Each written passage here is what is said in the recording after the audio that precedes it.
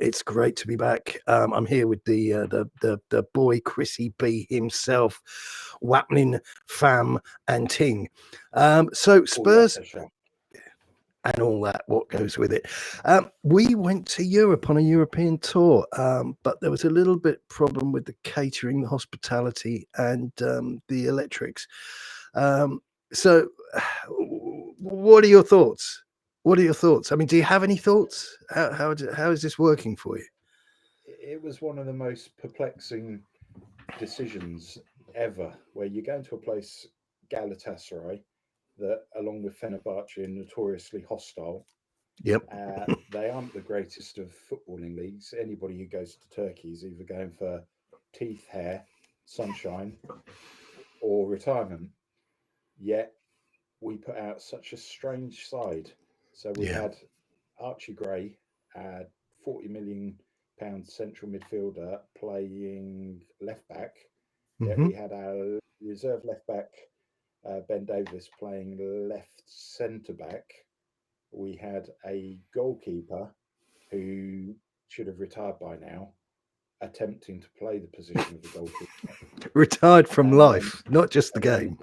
In front of that, we had a kid who looks beautiful, has long flowing blonde locks, yet IKEA products are probably more resilient at this current time. Yeah.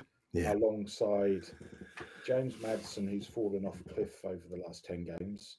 England's James Maddison. Let's not lose sight of that. I mean, this is the guy that they built the England team around. And then Basuma, who tried to be everything and anything, but wasn't anything at all. And then up front, we had the consequentially invisible Son, Brennan Johnson, who looked like he didn't want to be there, and then a young kid who scored his first goal in only his second appearance, which puts him 15 goals behind Richarlison in 74 less appearances for the club. So it was a really questionable formation, really questionable deployment of players, yet the 3-2 loss masked what could have been a 10-2 defeat. We were absolutely abysmal. Just on the nature of the defeat, let's just get this out the way. So we've got like a base from where we're starting here. Forgive my eye line being not where some people might like it. We had 75% of sorry, that's remiss of me. The Turks had 27 attempts on goal to our 4.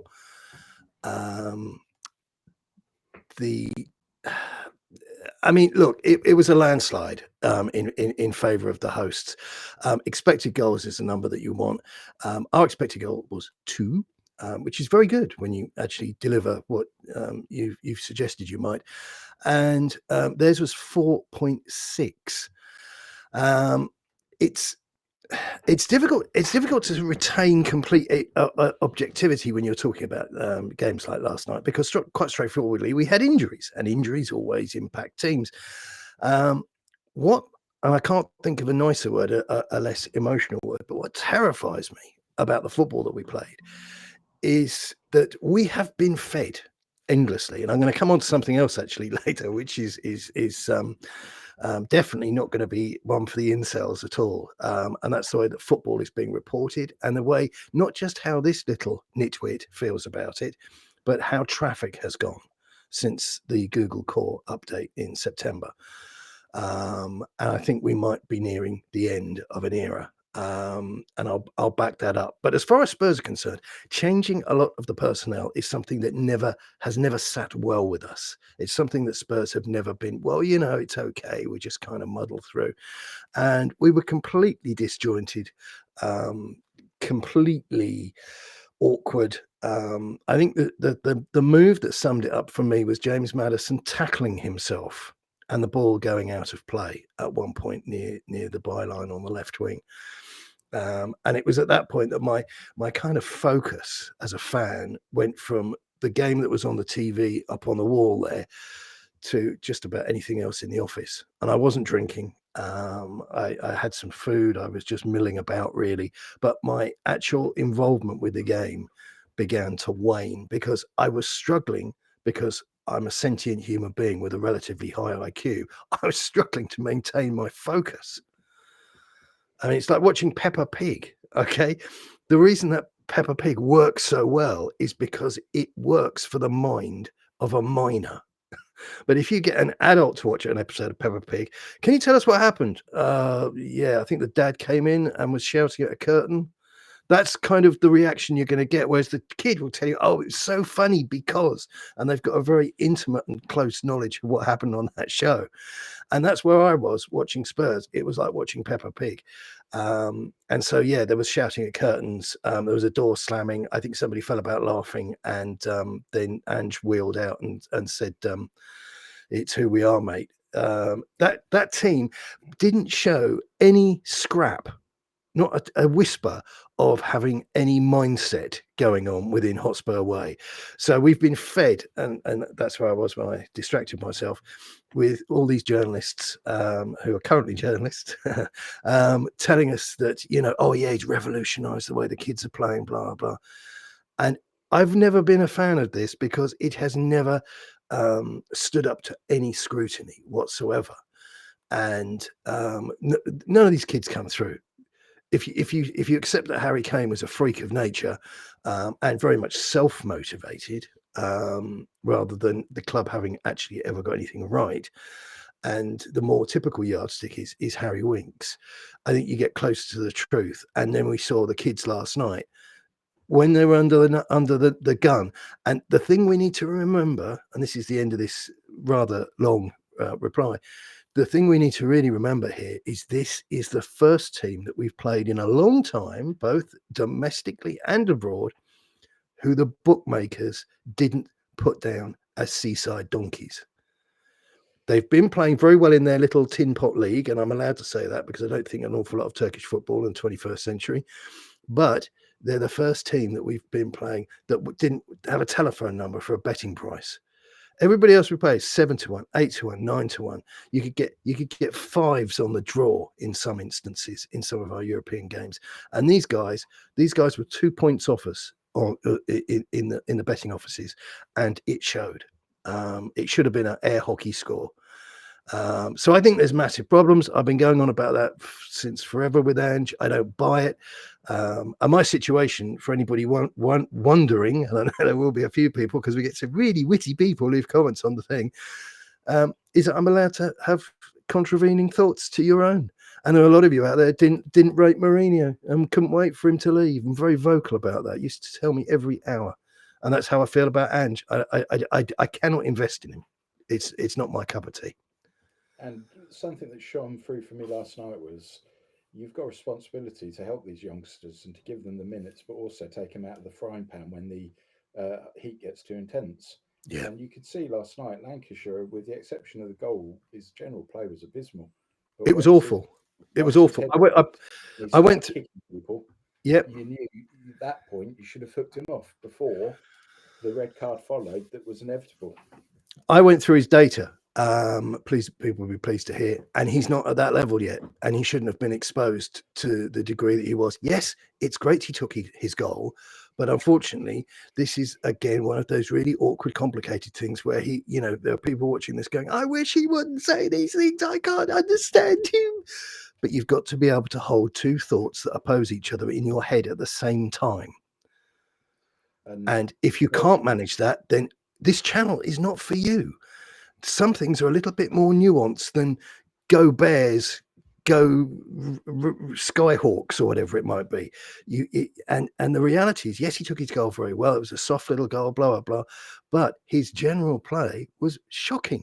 I mean, it just wasn't good enough. And a player that young getting that level of exposure. We've been to foreign football games. The atmosphere is like no other, to quote our friends at Sony.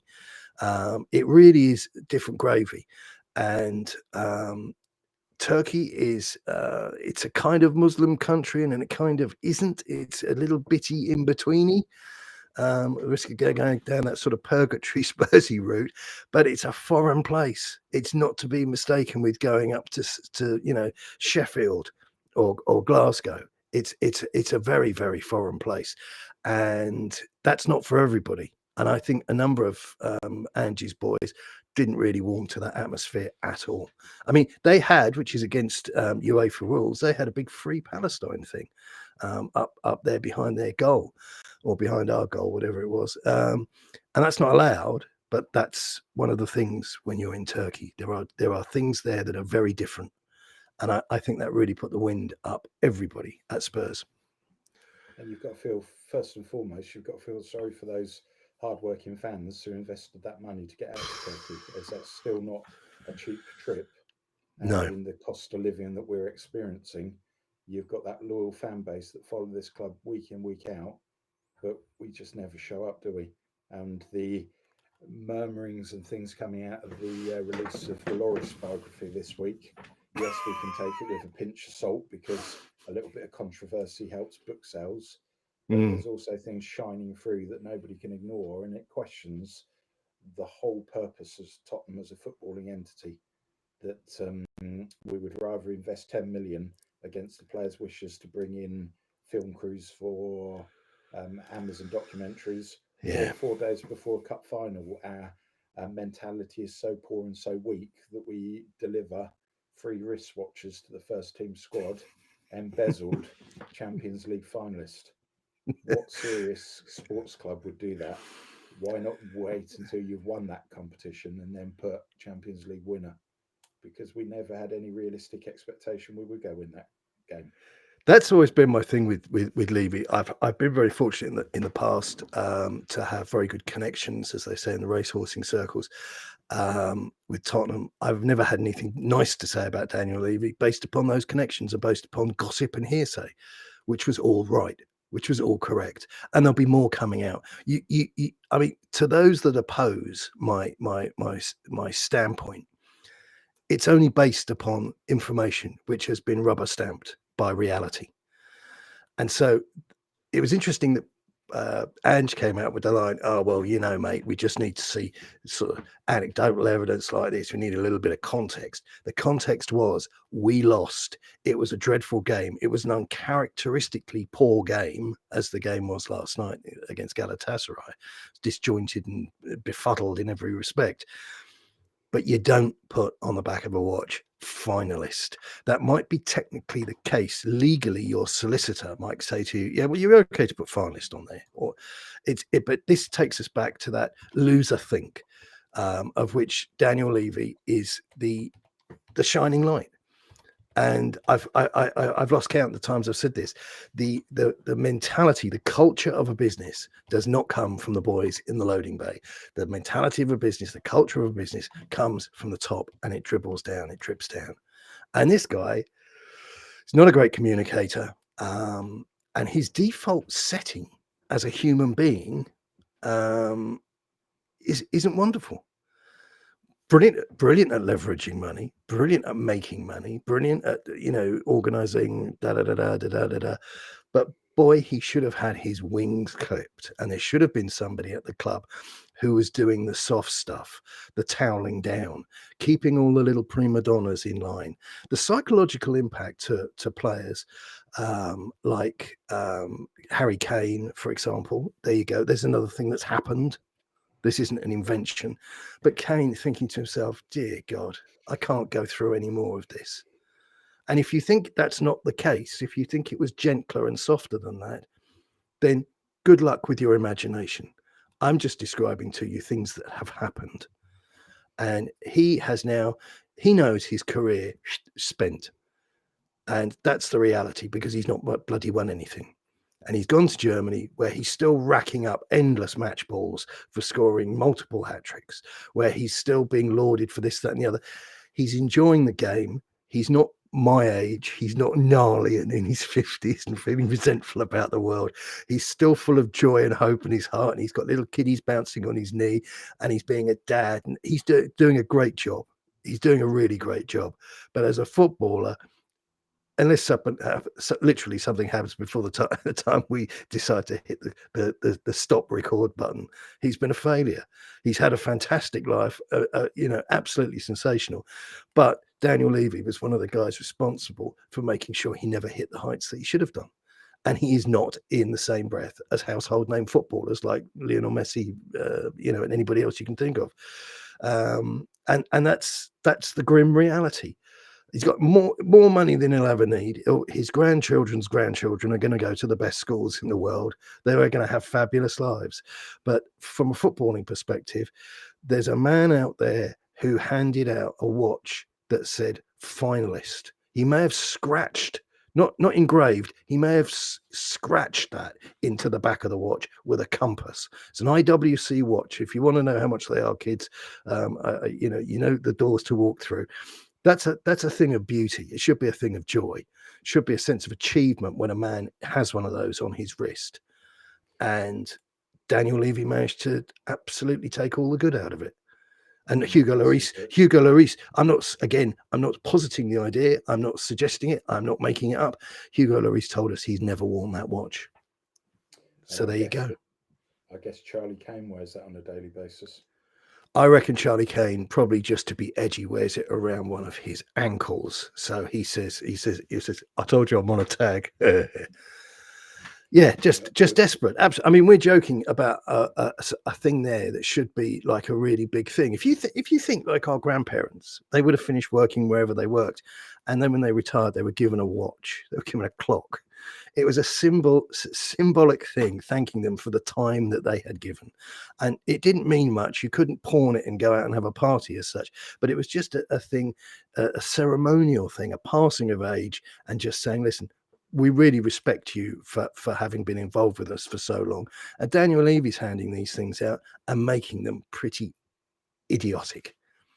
But that's what he does. That's what he does. He gets up every day and works out how he can inadvertently do something stupid, and he's been doing it for 25 years.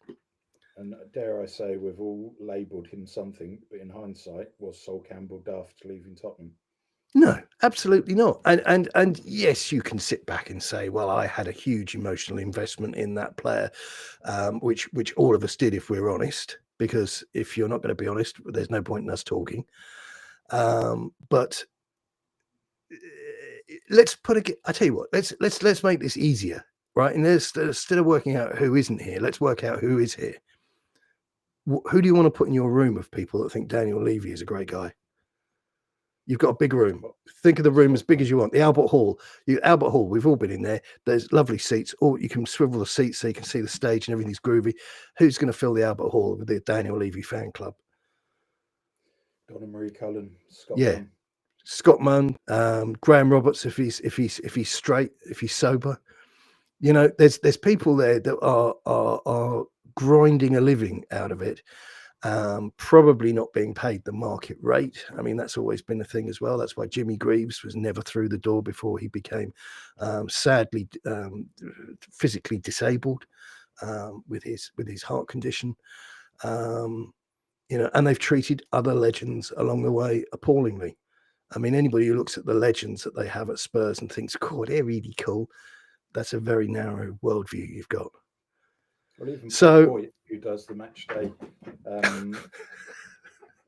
Coity, the compare for match days, the way he was treated was disgusting, and it was only due to public uproar and pushback from the fans that he came back to the club. I think with Coity as well, he actually kind of proved the rule, because he walked. And he got himself a decent job with a decent broadcaster. Whether you care to agree with me or not is irrelevant. Yeah. But that's a decent gig to cut. And it was almost like he kind of invented that, or somebody had spotted him and said, we could get him on and we could do worse for 20 minutes in the morning. He could give us, and he could talk about anything. He talk about the Olympics, talk about bike riding, anything. So I think Coity, in his own way, although I don't particularly warm to the guy, he pulled off something quite unthinkable there. But Levy gets it wrong all the time. And now we've got a manager, just to bring it back on topic, but now we've got a manager who's sitting there, and every time he opens his mouth, he's telling us about how it might be in the future without him. Which is a bit like, I don't know if my mind is Gesundheit. I don't know how my mind is working here, but it's a bit like a girl telling you once or twice a month that she could leave you. Yeah. If you're gonna if you're gonna go, baby, just go. To giving me warning shots isn't, that isn't a two-way street. That's you making threats when I've left the fridge open or whatever. And to see a manager talking like that isn't great. I don't warm to Ange. I don't buy into him. I think he's promoted above his pay grade and blah, blah, blah. But what really worried me about last night's performance against Galatasaray is that they played like a mid-Turkish side who are experiencing some good form. They knew each other's names.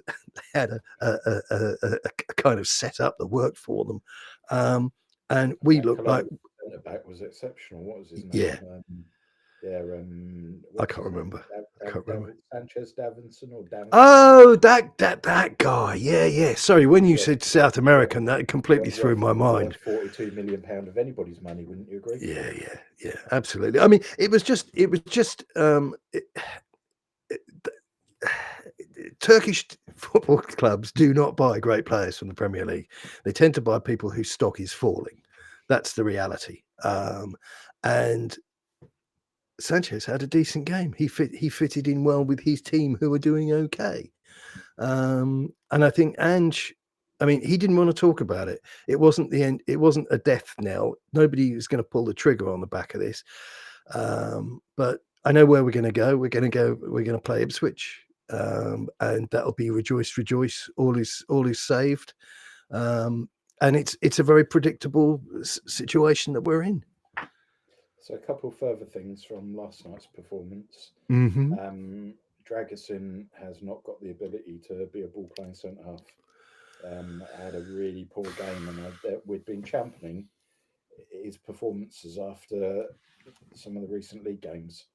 But Ange persists in playing this one way and one way only, and that guy was struggling. And then sat in front of him, I alluded to at the outset, but we hear all this Bergvall. He chose between Barcelona and us, and he was guaranteed. Get the hell out of here! Get the hell out of here! You honestly think how Hansi Flicker's got Barcelona playing at the moment? That bloke gets anywhere near their first team, and for me, he's another. What is he? Is he a central defensive midfielder? Is he a attacking midfielder? Does he sit out on the wing? He seems a young man who, through no fault of his own, has yet to find himself and doesn't actually know what he's trying to be. But that is a guy who would be an ideal candidate for a year in Dutch football or a year out with our new favourite club in Belgium to give him game time, because at the moment he is woefully off the pace, not physically strong enough, and he's not. You wouldn't feel comfortable putting him on in the Premiership because he'd be eaten alive by some of the skirmishes and battles that he's going to encounter in that league. I think there's a number of players in the Spurs squad at the moment who, on another day, for want of simpler language, wouldn't be here. They would be on loan. I think they fall into the category of players that really need developmental time spent on them, which they're not going to get in a sort of rarefied atmosphere of Hotspur away. Need to go and get the edges roughed off them a little bit in lower leagues with decent coaching systems around them. And the big thing for me with all of these guys, and it goes back to my kind of innate view on football, is that the word versatile scares the last meal out of me. I don't want versatility. I don't mind a bit of versatility if that means that your goalkeeper is going to come up for the last corner of the game and put the ball through the roof of the net and you win the cup. But what I don't want to hear is that you're playing a midfield player at right back because he's versatile, because if you've brought your own inadequacies to the party by not having a properly formulated back four and then additional players thereof to do the job when there's injuries or whatever, or you're rotating. And I don't want a midfield player who's sometimes on the left, sometimes defensive, sometimes in the attacking role. We've seen glimpses of Bergvall where he looks plausible. He looks like a decent character, but they're all young, and you're not going to get the same look every day. And sometimes you're going to see weaknesses. And certainly Bergvall didn't look great. I didn't think Archie Gray looked particularly great. There's people bending over backwards to say nice things about him because of his pedigree, but his pedigree isn't so far demonstrated in his performances. And you started that statement with the word goalkeeper. So explain to me why we weren't playing Vicario. And you can't say he needs a rest. He's a goalkeeper. He's a 27, yeah, 28-year-old professional athlete who will play maybe 44 games during a whole season. Yep. And He should be out. He should be out every night of the week with a different girl on his arm. He's got bundles of energy, bundles of enthusiasm. He does not need a rest. So I cannot understand for one moment why Ange has this obsession with throwing Fraser Forster back into the mix, because he is never going to feature in that team as long as Vicario's fit. And yes, if Vicario picks up an injury or something, you then have the dilemma: do you throw Luca Gunter or Alfie Whiteman or a Brandon Austin into the equation? Because that guy's proven what he is, a 37-year-old keeper with a transfer rating on the aggregate sites of about £1 million. And he is so slow, he's so competent. Did you see that period of play in the second half where he did, was it a corner or a cross he came to catch and he dropped it, and then his body with momentum carried on going, and I think it was Osserman had it cleared off the line, and you're thinking, is this Keystone Cops? Is this a comedy channel? Or this is not what you'd expect from a professional footballer. The problem, I mean, without going back into the annals of time, Fraser Forster wasn't a bad idea at the time. His stock was relatively intact. He'd done well in various places. And again, I'm going to, oh, why are you being so nasty? But, been up at Celtic, these, you cannot lose sight of how the paucity of some form. You can't dress it up, and I go back to this all the time because I'm a grown-up, you're a grown-up, and we talk in the world of CVs. I'm hiring a guy, and this is where this whole DEI thing goes up the smoke as well. You're hiring somebody, you want somebody who's really competent, who has got demonstrable skills, can transfer skills from one industry to another, blah, blah, blah, all this stuff. And you're saying, oh, he was at Celtic. Oh, he was at so-and-so. I hate to break it to you, Buttercup, but this is too Bob and cannot be taken seriously, or you will be reminded of it when you come unstuck, and unstuck you will become. This guy's no good. I mean, he's now at a point where he's not only good, but he's physically, what's the right word to use? He's not as able as he once was. Let's use language like that before they start calling the police. But he is looking for he's looking for somebody who ought to be in a care facility. He's not been a good goalkeeper for a long time. And as for all the guys behind him, this is the other thing which nobody's going to like. Whiteman, blah, blah. We keep hearing the name. We keep hearing the names. We keep on being told, oh, yeah, we've got these goalkeepers. We've got, 3 on the Europa listing in our team sheet. Do you know something? I just don't care. I couldn't identify any of them. I could be trapped in a lift with all of them, and I wouldn't start a conversation with them about football or Spurs or anything because I wouldn't recognise them. And that's the profile they have. Sorry, who did Fraser Forster ultimately replace? Oh, God, you're going to say someone like Barry Daines. I don't know. No, a certain goalkeeper called Joe Hart. Oh, yeah. Joined us in the 2020-2021 season. Didn't make a single appearance in the league for us. Yeah. Yet played 10 times in different cups. But then he disappeared up to a place called Glasgow Celtic, where he proceeded to play 109 league games and won multiple competitions. Yeah, so because it's one comes down, the other goes up, and it just shows you, going back to Scottish football, that not only can you be a very average, very poor manager, and you can guarantee yourself success there, but equally from a playing perspective, you can be not very good, but go and win trophies galore. Like Cameron Carter-Vickers, the centre-back that we used to have, the American guy, who spent a year and a day on loan at every club. And when I saw him play in pre-season friendlies and things, he looked like he was playing with diving boots on. Yeah. He's been up there and had a tremendous career, been very successful.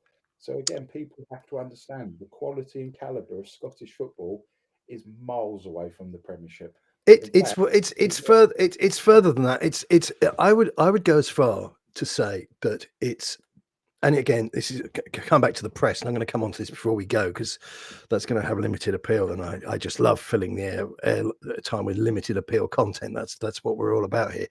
But I'd go as far as to say that Scottish football is on a par with women's football. Yes, the rules are the same, the pitch is the same, the da, but you wouldn't want to watch it. And once you get away from the overhyped sensation of the sectarian nonsense of the old firm, which is the only thing, and it's deplorable, the only thing about it which has any sort of vim or vigor, you're talking about teams like Cowdenbeath, who will have 6,000 people at a game. It is the definition of a minority sport. So it's the same as women's football, and I don't care who wants to start shouting, Dave Mackay's name at me or Steve Archibald's name at me.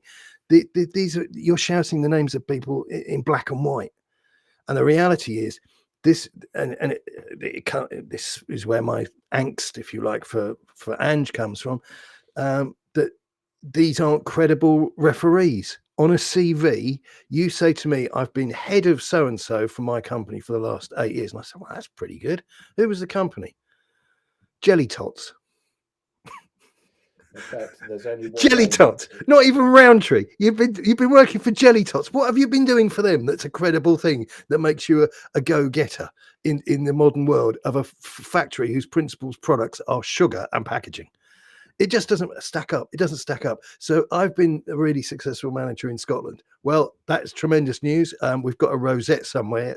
You can have that. That's yours to keep. And you've been a great contestant. But I don't want to do anything else with you, because what are you fit for? This is where Joe Hart came alive, after his abortive attempt at Manchester City wasn't quite the business. And Fraser Forster, again, on the England set up for a certain length of time, didn't cut it there, didn't cut the mustard. And I went to Scotland and became king of the world. Well, congratulations, mate. Fantastic. Well done. Have a rosette. That's for you to keep and take home with you. And that's how you populate a crappy CV. I'll always think back to the good old days of Gillette Soccer Saturday, when it was for sensible people, presented by sensible people, grown-ups, not trying to appeal to a woke audience. Yeah. And week in, week out, Scottish football was linked to one man and one man only, the good doctor, Kenny Ducha. And every week that bloke could score. I'm trying to think, he played for some obscure team, but yeah. But it was just but it was a stock joke. It was a stock joke. The good doctor, Kenny Ducha, as Jeff Stone. But you see, the thing is, and this goes back again, and I'm not shoehorning this in. This is just the world we live in. But this is why diversity, equity, and inclusion don't work, because some things are true, and it's like you make jokes about Scottish football. Guess what? That's not because you're a bigoted, nasty person. It's because Scottish football is pretty awful. And when was the last time Scotland won the World Cup? When was the last time any Scottish team, won a European trophy? And it's all a long time ago, because the world has changed. And countries like that just haven't kept up with it, Kenny Ducha, Gretna. 71 games, 112 goals. Well, that's what you decide for Tottenham. What our fan base would be saying, generational. Well, there'd be a lot of people standing. There'd be a lot of people standing next to the brass effigy outside, wouldn't there? That's for certain. But that's the situation we're in. And let's just get this out of the way, so I don't keep saying, "Oh yeah, I'll come on to it." But just to let viewers know, I'm not sure how deep-reaching this will be, and it isn't just my traffic. Incidentally, I've spent several days looking at this. Football traffic online has collapsed. And it's to do with Google Core update. It's to do with AI and search engines. And I think it's got something to do with Twitter being exponentially like the big news town square that it's become under himself. And I think it's got to do with the infantilization and people ebbing away from that direction of how they consume their media. So we're in for some interesting times in football reporting, to put it mildly. And anybody who uses, as everybody does, or used to use News Now, which in principle is a great idea, their traffic has collapsed. And I noticed in the last 7 to 10 days, Football London putting virtually every single Spurs article out there. So what people have been warning us of for no short period of time, and I was one of them, is coming to fruition. So I'm having a rethink about what I might be doing, because I've got a feeling that if I'm still doing stuff like this, which I will do because I enjoy it, then I won't be doing it to pay the rent. I might be doing something else, because the floor, the carpet is being tugged gently from beneath a lot of people. We'll see where we go. It may right itself in the new year. I hope that it does. I like what I do. But I'm not afraid to try something new, and I'm certainly not going to go down the plug hole of plugging away, trying to make something that doesn't work anymore, stand up and salute. But it's worth mentioning this because we're part of it. And if the quality of the football media isn't at the level that it ought to be, and for example, you've got people telling you black is white, telling you that Australian coaches are some of the finest in the world, then that is a big fib, and anything built on untruths doesn't really survive. I mean, we'll see where we go, but all I'm saying is, if you have, I looked on the National Union of Journalists website this morning, and they listed 50 UK sites, and bizarrely only Yahoo news outlet content is performing with month-on-month improvement. Everything else gone backwards, up to about 40-50% in some instances. So people churning out content are suddenly, according to search engines and whatnot, they're suddenly getting the traffic that they deserved all along. But we'll see how it goes. Like I say, it could come back. Things do come back. But then that was probably the same mindset the guy who owned lots of horses had when Henry Ford opened his doors down the end of the road. And I'm wondering if we've hit one of those moments. So it's all very well saying, oh, well, I've got 100,000 subscribers and blah, blah, blah. Yeah, you're not kind of reading the room, mate. There's a big change going on underway, and I don't know how concrete that is. But it's going to make a big influence on football, because we saw, and I've said this with references before in the past, we had people like the Telegraph and all the rest of it, they just cleared the newsrooms. And you got this new generation through a very young, very woke, no life experience, no children, never traveled, been on holiday, but never traveled. And there's now going to be that was the second wave, if you like. Now there's going to be this third wave. It'll be interesting to see who's still around. But obviously that rules the Guardian out, because all their journalists are currently undergoing counselling about the shock and horror of old Donny Boy coming back to save civilization. Well, I hope Emily Maitlis is getting the care that she deserves. She worked very hard. I mean, she ran out of words at one point, forgot that she was a BBC trained journalist, and just started blatantly swearing in respect of dealing with the reality of the Donald. But I was reading today Musk's personal wealth in one day since the election results. Wow. $26.5 billion US dollars in one day. His wealth has increased by. Now the richest man on the planet, with a personal value of 286 billion. Why can't he buy Tottenham? It's only a few quid. Come on, put us all out of our misery. Yeah, I mean, that would be ideal, wouldn't it? For somebody who is able to think coherently, to buy Spurs would be wonderful. And I'm still seeing not even articles really, but that content hasn't been great. But you see the comments on chat rooms of people talking about Amanda Staveley as if she has personal wealth. She's not. She's a bagman for. She's a bagman for the Middle Eastern mob. That's all she is. Parties to one another. She doesn't hold. She's probably got a few more quid than you and I put together. Absolutely, she has the sums that are required to buy Premiership football clubs. No, she's a fixer. She's a bagman. She's got a very interesting selection of contacts on her phone. But people don't understand it, and the reason they don't understand it is not because they've been taught poorly or been anything sinister.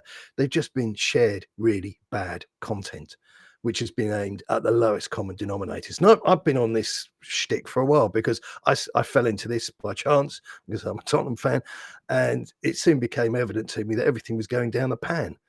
Not for me personally. My numbers have always been rock solid. I've always been a guy that people have wanted to hire, to have around. Despite my appalling views that some nitwits are in actual fact complete nitwits. People just come to you, H, as they love to leave such pleasurable comments on your. But yeah, we've had some absolute crackerjack stuff this week, and it's wonderful because you win a game and nobody's interested in why we won or how we won. You got it wrong. And then you lose a game, and those people have gone to live in Jamaica and pulled the internet out of the wall. I mean, it's just surreal. You cannot negotiate. What was it that Jewish lady said? You cannot negotiate with people who've come to kill you.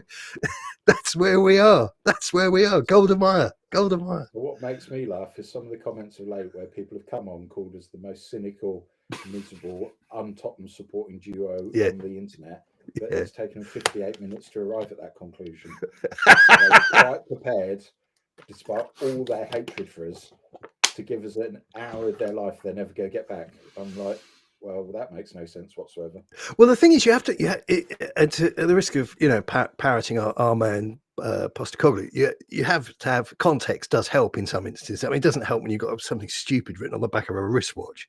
But these people, I mean, you look at the Spectrum brothers, they've got over 100,000 subscribers. I wouldn't want to send out any of them to go and get me a newspaper. I wouldn't see them. I wouldn't see the money. I wouldn't see the paper. That would be it. I mean, you're dealing with people who think, patting their head and rubbing their tummy is a complex move. You're not dealing with the sharpest tools in the box there. But like I say, that's the way that's gone. I mean, maybe those video shows, those products will survive. Maybe they'll be kept afloat. But I would be fascinated to see how that pans out, because I've maintained for a long time that this content was getting far greater exposure than it deserved. And if you can't pay the bills, that's going to get rid of a lot of people. The problem with lots of the YouTube channels that we see is they're very similar, and everybody wants to happy clap. They want to be full of praise, and they don't want to address the direct problems. And if you address the direct problems, and if you raise your head above the parapet, you're labelled as negative. You're labelled as a cynic. You're not a Tottenham fan. But there has to be a platform and arena where men our age can engage in not self-help, not counselling, but we can actually say, look, I watched Tottenham last night. They were shit. That bloke playing at left back had a shocker. Goalkeeper's not good enough, and the centre forwards a stone overweight and 10 yards off the pace. Yeah. In comfort that we are saying sensible things. But you see, the media, the way the media has, and I'm not blaming anybody here, but I'm just describing what I've seen over time. Is you've created outlets whereby, for example, Alistair Gold, who has lots of access, but he's given an incredible amount of duff information. So he will tell you that he's hearing that this guy is the next. I mean, Lancashire was a player that he was cooing over. Next big thing, blah, blah, blah. We've seen now with our own eyes, he's not up to the task. It's not personal, it's business. We want everybody to excel. That's what we are as football fans. We go to games hoping that we're going to thump whoever it is 7-0. But the reality is you have to be able to say to yourself, well, I'm going to take it. We got beat. We got thumped. They could have beaten us. I mean, last night they could have scored 7 or 8 goals. And that's the reality of the situation. We were very poor. Yes, we had injuries, but the way the team was set up just begged belief. Had Karabag had suitable quality in the European game, they could have easily have scored 5 or 6 against us. Yeah. And so far on the European journey, we've faced very average sides. But we're fed we're fed a narrative whereby Spurs are on the brink of success, and here's Mikey Moore, here's so and so, here's the next guy. And the truth is, there isn't as much Shazam there as you're making out. And this is where you get this mindset of, oh, I've heard so and so's really good. Well, where did you hear that? Well, I heard it from a guy who spoke to the press officer, so that should be good. Well, it isn't if the guy who spoke to the press officer hasn't got a filter. And everything he tells you, he just immediately tweets or bleeps out, hits publish and tells you, and there's no critical thinking. And that's the thing. You know, I said there a minute ago, can you hold two thoughts in your head at the same time?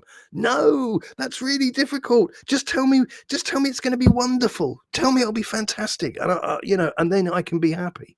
So you get this pattern where everybody's going, hooray, boo. And to live like that, that's how sheep in the field live. Oh, it's raining, it's horrible. Oh, this is quite a nice day. I'll have a bit of a sunbathe. That's how animals of the field live. With these extremes, it's just bizarre. When you're in the rag trade in a very senior position in a previous life, before the arrest, and the conviction, when you were before the board, you would battle them with bullshit, smoke and mirrors, hoping that nobody had the sense to peel back the onion skin and to deep dive onto a particular issue. That's what the media and all those are linked to the club. Your Cowells, your Alistair Golds, your Spectrum brothers. That's what they're doing on a weekly basis. They are painting a glorious picture. But it's only those of us with more than 2 brain cells and of an age where we can have discussion and debate and actually not allow the wool to be pulled over our eyes.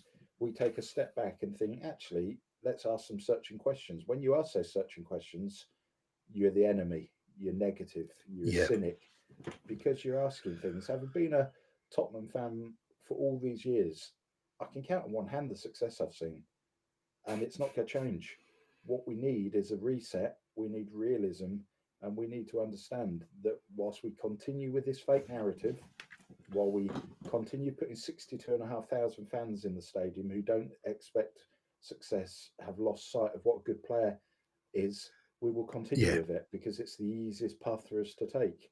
But what we lack is footballing people with footballing knowledge who are going to deliver a footballing project. It's terrible. Tottenham Hotspur is the mouthpiece for the investment vehicle. You go to the stadium, you've got the NFL badge there, you've got the Formula One, you've got Lady Gaga, you've got Tyson Fury, you've got whoever. You've got pints that pour from the bottom upwards. Yeah, and if you're as stupid as I, you always put your finger in the bottom and it gushes all over you.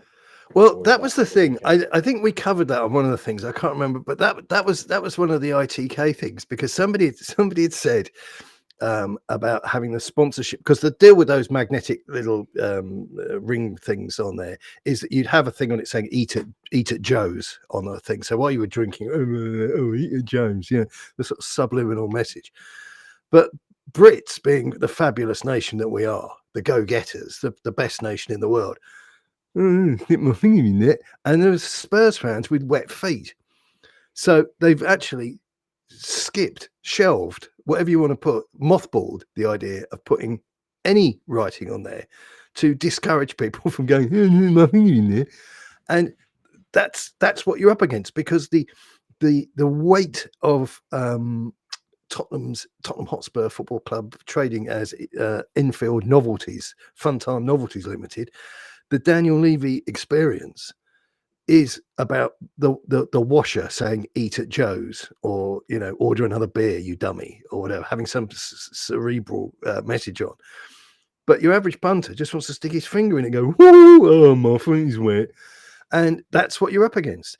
But there needs to be reform, if you like, for want of a better word. There needs to be a reset, a reboot, because the way Spurs is going, and again, Staveley, they're going to come in with all this money. Oh, great, we can buy someone really expensive. No.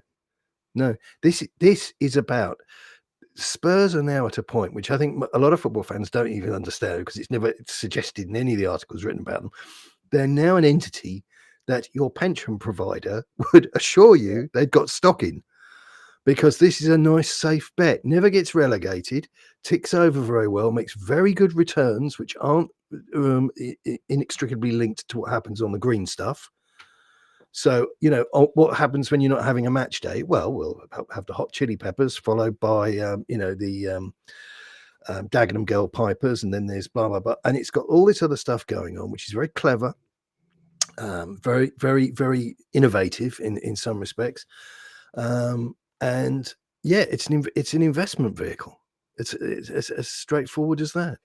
But nobody's saying that. There's only characters like you and I and our friends that we have on here who are talking in those terms, because everybody's been so dumbed down.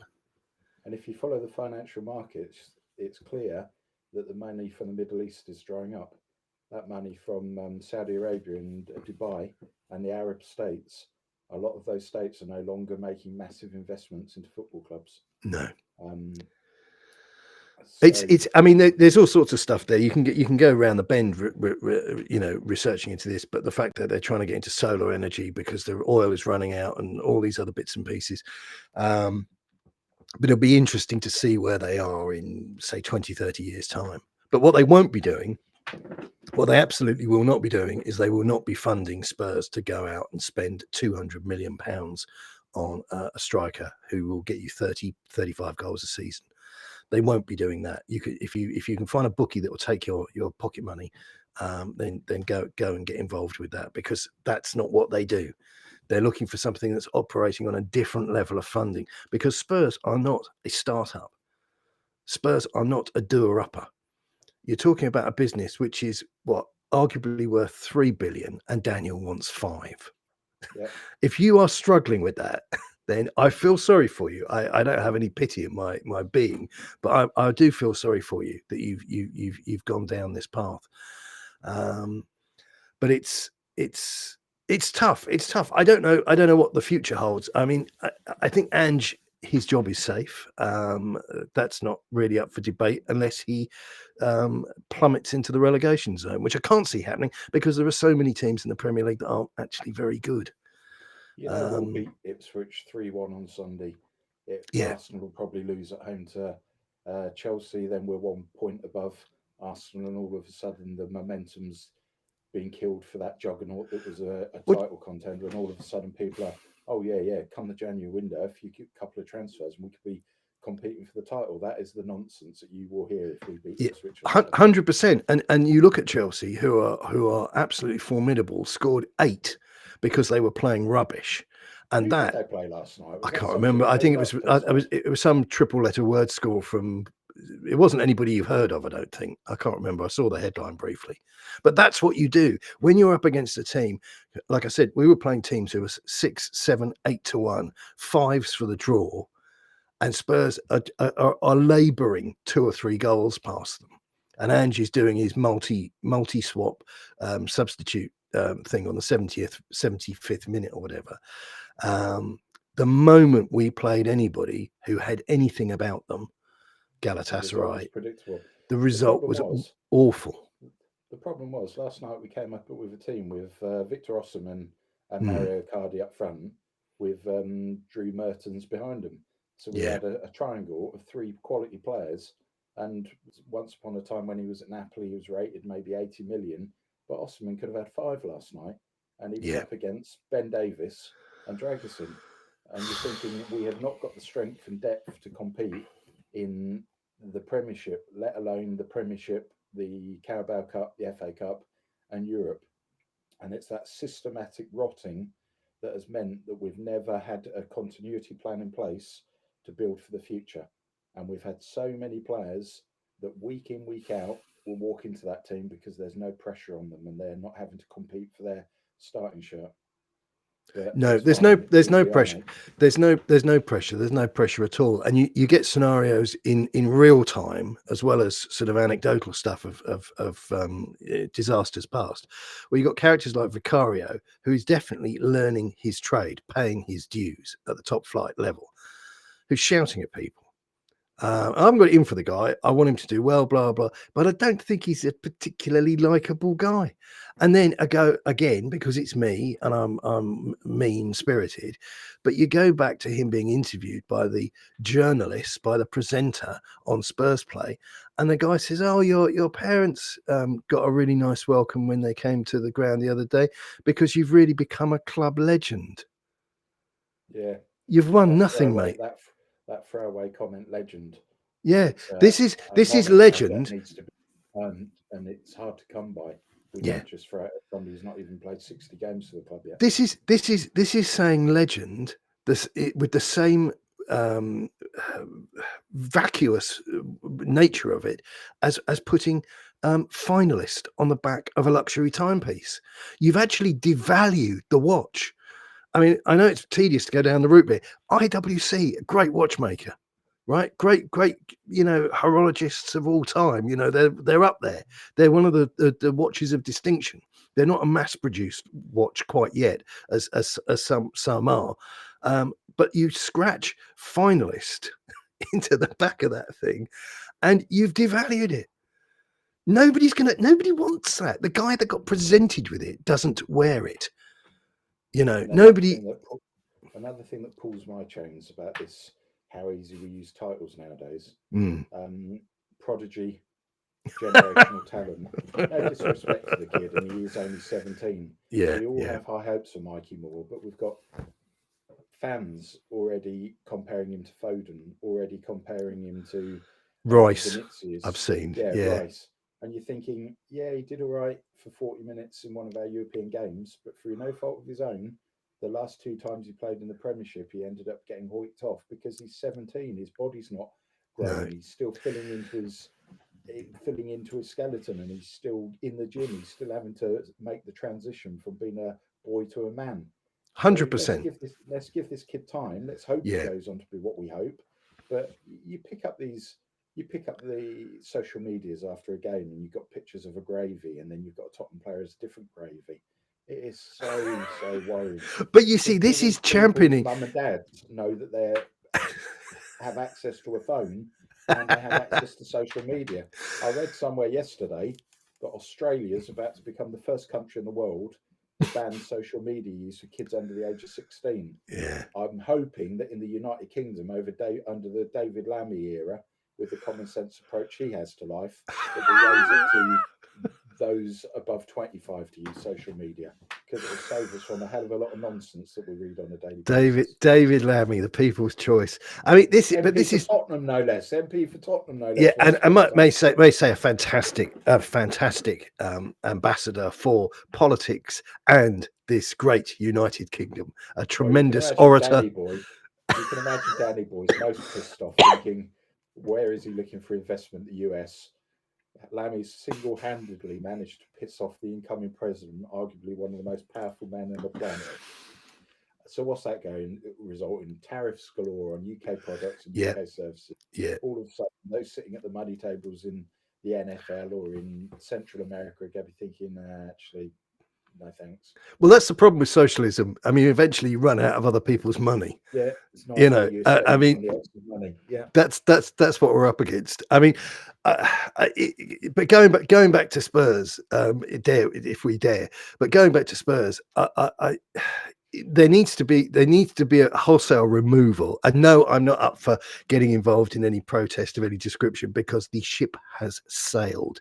When those morons, hello Alistair, hope you're well, mate, were wandering around with their phones saying, oh look, there's a crane, oh it's a really big crane, oh, when they were doing all that, a grown man would have said, what are the consequences of this and who's paying for it? That's what a grown-up would have said. You are, you mug, you absolute pilchard. Send the envelope to my home address with a first-class stamp on it and tell me overdue account, you're paying for it. So, and now it's full of people who don't speak English as their first language. We have to include that for legal reasons, and people just wanting to sing a song. And the atmosphere, which, I pay good money to watch.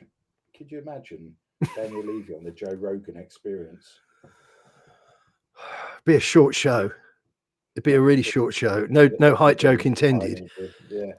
Well, as you can see, I mean, my position has been, nobody cares, mate. Nobody cares. You're great at what you. Hello, you're great at what you do, but you haven't done enough. And that's the truth of it. And that watch business with Larice. And it's hilarious because I had look because you can always rely on them. Reddit coys, the most sanitized dweebs from the United States of America, the most backward thinking conservatives going, or libs going. Oh, I think they're overplaying this a bit. I mean, it's quite a nice watch, what would you prefer? You didn't get a watch. I mean, come on, can't please some people, can you? And it's just desperate, absolutely desperate. But these people there's no integrity to their thought, and there's no critical thought, and it's all rather depressing. And I'm sure if you turn over now, dump us, turn over to the Spectrum Brothers, and they will be licking their lips at the thoughts of what we're going to do to Ipswich Town at the weekend. Does Laurie summarise getting so pissed that he had to be pulled out of his car by the friendly Metropolitan Police officer, or getting thumped, not in the nicest possible ways, against Newcastle, and never been seen on a Premiership football pitch, let alone in a Tottenham jersey again? Well, that's one of the chapters that I was hoping to read, because who better than the first-hand account of a man who decided to front it with his management team and his teammates, to be roundly told by both of them, "Shut up, you tart." And then he decided to double down and refuse to come out for the second half, which is a story very few ran with, but it's true. Now, this is the thing of it. I mean, if I was going to, I mean, I know he wants to try and sell his book, and most of these things get pulped. Controversy gets numbers, doesn't exactly. It? So I know I'll throw the thing in about the watch, because that will, take the steam out of Daniel's tires. But the reality is, this is a guy who was as big a part of the problem as anybody else. Because captain, where was he when we needed him? Lounging against the goalpost, reading poetry. Let's not forget, French aren't very good in battles, are they? They often surrender monkeys. Surrender monkeys. Yeah, running in the opposite direction. History will tell us. But that's the truth of it. We had a surrender monkey for a team captain, and then now we've got this. Wasn't he? He wasn't vocal. He didn't lead as a leader should do. Correct. Yes, he was a good shot stopper, but another example of being there for too long, and he made some horrendous gaffes over the years. He just became kind of routinely unreliable, and you just knew that we were warming up to some sort of crisp packet hand incident. And we now get to a natural conclusion with this sorry tale, where we've got the South Korean marketing board appointing Sonny as the captain, and his legs have gone. Or certainly he's X yards off the pace, and I wouldn't be surprised. And I think you were talking to me earlier on the trumpet about this, that Spurs may not offer him the big forever deal that he was dreaming of. It's not happening. No, and whilst we've been talking, the sensational hype and PR wheel of Tottenham's been spinning, and I'll read you this. Great news: the Korean sensation. 18-year-old Jan Min-hyuk will be coming to Tottenham in December instead of January to get himself quickly up for the Premier League speed. Yeah. He has scored 10 goals this season and 7 assists. Yes, he will be competition for Johnson. In Ange Ball we trust. Come on, you Spurs. Tottenham for life. Goodness me. Sort of dribble. Yeah, total dross. I mean, our default publishing on social media. Our default setting is that we wish all these guys well. We want everybody in a Spurs shirt to be a rock and roll success. But is he going to be of the grade required in England's top flight division? I don't know. I can't tell you. I can't predict the future, but I know there are certain things against that happening. That's not unkind. So Sonny was looking for a 3 or 4 year deal. He is 33 next summer. Correct. So it's 33 in July, I believe. Yeah. Why would you give somebody a 3 or 4 year deal, which takes them to 36 or 37 years of age, when he has been absent for most of the season? Many of our fan base got a semi-erection over the basis of he put in a cross last week against Villa that led to rising. Yet he can no longer beat his man. He does not have the skills or qualities to captain the side. Yes, he has been a phenomenal player for us since he signed from the German team. But in life, we all get to our sell by date. He has come to that sell by date. So we're looking at triggering a 1 year extension to take him through to 2026. And then we have to plan for the future. But we, as a football club, hold on for too long. And we get very emotional and sentimental when elite teams get the best out of play. Look at Man City, Julian Alvarez, 23, 24-year-old Argentinian, won everything by the age of 24. Yeah. They moved him off to Atletico Madrid. Look how they've let go of players on a regular basis. Yet we don't have that. We like to hold on to a player for so long. We the difference is that we because of Levy, we milk the last drops out of players. So by the time you get a player leaving Spurs, it is just remarkable the money we get for them because they're just drained. There's so little left in the tank, and they'll go off to a second, third rate side, their childhood side or club or whatever it is, but they never go on. It's the players that go on are the canny ones that wake up to the myth, the endless myths about Spurs. And they're your Berbatovs, your Modric, and your Harry Kane, who's I would argue he's very late to the party going to Bayern. He'll do well there. Good luck to him. Blah blah blah. But he's not going to Bayern, as I've said, to do anything sensational. More bloody match balls, more hat tricks, more this, more that, the other, and he'll win the Audi Cup and stuff like that because he didn't make the leap when the likes of Berbatov. If he'd have arguably one of the best finishers the modern game's seen in many a year. Yeah, one of the best. Well, quite clearly one of the best forwards we've ever had at Tottenham is our all-time leading goal scorer. Yeah. But when he came to leave, there wasn't the Real Madrids. We saw the money they threw at Mbappe. We've seen the Galacticos they've had over the years. Yeah, Barcelona in the shit. They owe more money than you and I do. But they weren't in the mix. You have PSG, the Qatari money men, who wants to go to the Farmers League where they're offering you 300 grand a week. We all do. But there wasn't really that battle to sign him. It was all very much, let's pick somewhere which is going to be high profile, where I'm going to win some medals and trophies. And I could be in the last 6 or 8 every year in the Champions League before the abomination of this new Champions League qualification thing.